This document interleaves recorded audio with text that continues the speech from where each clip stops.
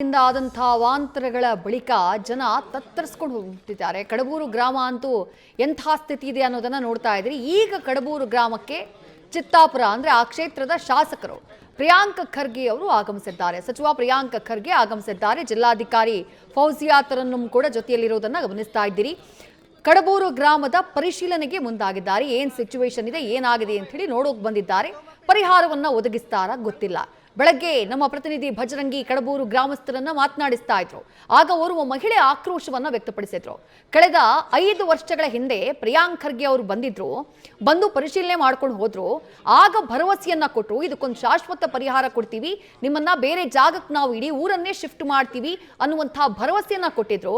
ಆದ್ರೆ 5 ವರ್ಷದಿಂದ ಹೇಳಿ ಹೋದವರು ಅದಾದ್ಮೇಲೆ ಈ ಕಡೆ ತಲೆನೇ ಹಾಕಿಲ್ಲ, ಈ ಕಡೆ ಬಂದೇ ಇಲ್ಲ, ಪರಿಸ್ಥಿತಿಗೆ ಒಂದು ಪರಿಹಾರವನ್ನು ಕೊಡ್ಲಿಲ್ಲ. ಭೀಮಿಯಲ್ಲಿ ಮಹಾರಾಷ್ಟ್ರದಲ್ಲಿ ಮಳೆಯಾಗಿ ಭೀಮಿಯಲ್ಲಿ ನೀರು ಉಕ್ಕಿ ಹರಿದಾಗ ಪ್ರತಿ ಬಾರಿ ಇದೇ ಸಮಸ್ಯೆ. ಪ್ರತಿ ಬಾರಿ ಗ್ರಾಮನೇ ಜಲಾವೃತವಾಗ್ಬಿಡುತ್ತೆ. ಆದ್ರೆ ಪರಿಹಾರ ಕೊಡಬೇಕಾದವರು ಮಾತ್ರ ಸೈಲೆಂಟ್ ಆಗಿದ್ದಾರೆ ಅಂತ ಹೇಳಿ ಆಕ್ರೋಶವನ್ನ ವ್ಯಕ್ತಪಡಿಸಿದ್ರು. ಫೈನಲಿ ಈಗ ಬಂದಿದ್ದಾರೆ ಈ ಕ್ಷೇತ್ರದ ಶಾಸಕರು. ಈ ಚಿತ್ತಾಪುರ ವಿಧಾನಸಭಾ ಕ್ಷೇತ್ರಕ್ಕೆ ಬರುತ್ತೆ ಈ ಕಡಬೂರು ಅನ್ನುವಂತಹ ಗ್ರಾಮ. ಆ ಕ್ಷೇತ್ರದ ಶಾಸಕರು ಪ್ರಿಯಾಂಕ್ ಖರ್ಗೆ, ಸಚಿವರಾಗಿರುವಂತಹ ಪ್ರಿಯಾಂಕ್ ಖರ್ಗೆ ಈಗ ಫೈನಲಿ ಈಗ ವಿಸಿಟಿಗೆ ಬಂದಿದ್ದಾರೆ.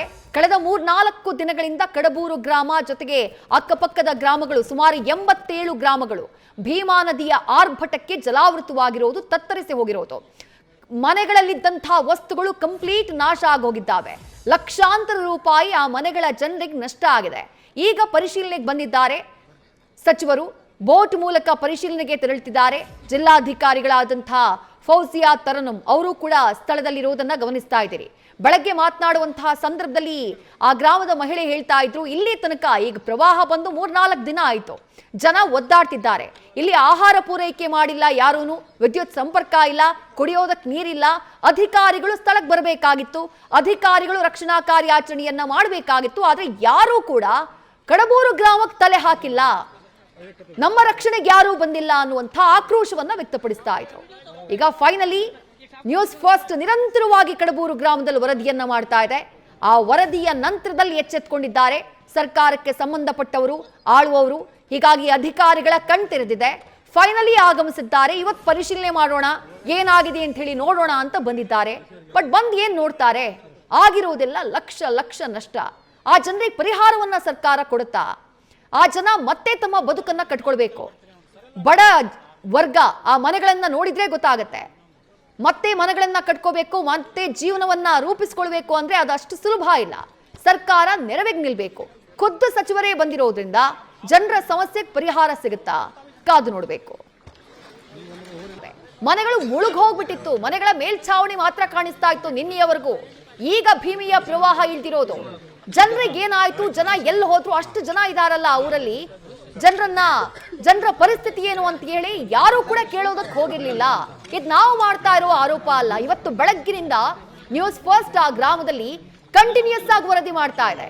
ನಮ್ಮ ಪ್ರತಿನಿಧಿ ಭಜರಂಗಿ ಅಲ್ಲಿರುವಂತಹ ಪ್ರತಿಯೊಬ್ಬರನ್ನು ಮಾತನಾಡಿಸಿದ್ದಾರೆ.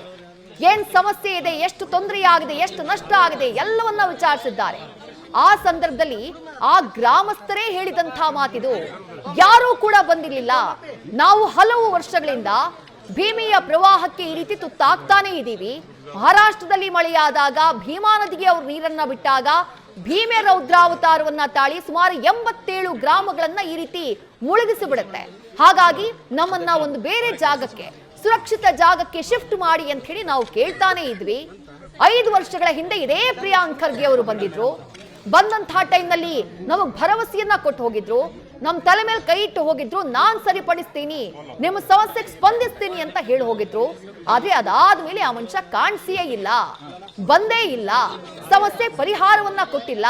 ಇದು ಜನರೇ ಮಾಡಿದಂತ ಆರೋಪ. ಆನ್ ಕ್ಯಾಮರಾ ನ್ಯೂಸ್ ಫಸ್ಟ್ ಮುಂದೆ ಅವರು ಅಳಲನ್ನ ತೋಡ್ಕೊಂಡಿದ್ದು. ಬೆಳಗ್ಗೆ ನಮ್ಮ ಪ್ರತಿನಿಧಿ ಭಜರಂಗಿ ಜನರನ್ನ ಮಾತನಾಡಿದಂತಹ ಸಂದರ್ಭದಲ್ಲಿ ಬೆಳಗ್ಗಿನಿಂದ ನಮ್ಮ ಪ್ರತಿನಿಧಿ ಭಜರಂಗಿ ಕಡಬೂರು ಗ್ರಾಮದಲ್ಲಿ ಗ್ರೌಂಡ್ ರಿಪೋರ್ಟ್ ಅನ್ನ ಮಾಡ್ತಿದ್ದಾರೆ. ಅಲ್ಲಿನ ಪರಿಸ್ಥಿತಿಯನ್ನ ಬಿಚ್ಚಿಡುವಂತಹ ಕೆಲಸವನ್ನ ಮಾಡ್ತಿದ್ದಾರೆ. ಇಷ್ಟಾದ ಮೇಲೆ ಸರ್ಕಾರಕ್ಕೆ ಎಚ್ಚರ ಆಗಿದೆ.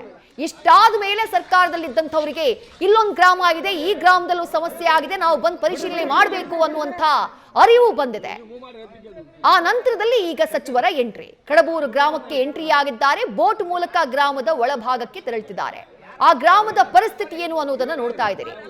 ಕಂಪ್ಲೀಟ್ ಮನೆಗಳು ಮುಳುಗೋಗಿದ್ವು ನಿನ್ನೆ ತನಕ.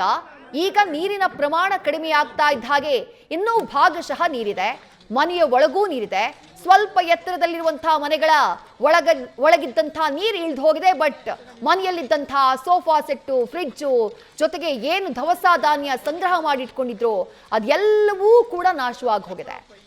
ಎಲ್ಲವೂ ಕೂಡ ಸರ್ವನಾಶ ಆಗ್ಬಿಟ್ಟಿದೆ, ಭೀಮಿಯ ಪಾಲಾಗ್ಬಿಟ್ಟಿದೆ.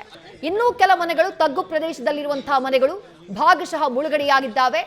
ಆ ಮನೆಗಳಲ್ಲಿರುವಂತಹ ಜನರ ಬದುಕು ಮುಂದೇನು ಅನ್ನುವಂಥ ಪ್ರಶ್ನೆ ಅವರನ್ನ ಕಾಡ್ತಾ ಇದೆ. ಈಗ ಸಚಿವರ ಎಂಟ್ರಿ ಆಗಿದೆ, ನೋಡೋಣ ಏನ್ ಮಾಡ್ತಾರೆ, ಯಾವ ರೀತಿ ಜನರ ಸಮಸ್ಯೆಗೆ ಸ್ಪಂದಿಸ್ತಾರೆ ಅನ್ನೋದನ್ನ ಕಾದು ನೋಡಬೇಕು.